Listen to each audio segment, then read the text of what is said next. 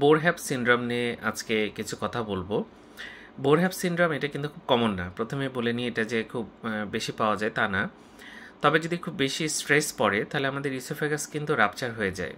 Oesophagus rupture যে হয়ে যায় এটাকে আমরা বোরহ্যাপ সিনড্রোম বলে থাকি। এটা সাধারণত ইসোফেগাসের যে নিচের অংশ সেখানে হয়। তবে সারা ইসোফেগাসের যে কোনো জায়গায় কিন্তু হতে পারে। অনেক জোরে কাশি দিলেন বা খুব বেশি চাপ পড়লো কোনো কারণে ইসোফেগাসটা রাপচার হয়ে যায়, আমাদের অন্ননালীটা ফেটে যায়, সেটাকে আমরা বোরহ্যাপ সিনড্রোম বলি। এতে বুকে প্রচণ্ড ব্যথা হতে পারে, পেটে ব্যথা হতে পারে, এবং এখান থেকে যে ইসোফেগাসের যে বিভিন্ন উপাদান সেটা কিন্তু বাইরে বের হয়ে আসতে পারে। এটা চেস্টে কিন্তু ইনফেকশন তৈরি করতে পারে, ব্লাড ইনফেকশন করে যেটাকে আমরা সেপ্টিসেমিয়া বলি, এবং সেপসিস করতে পারে।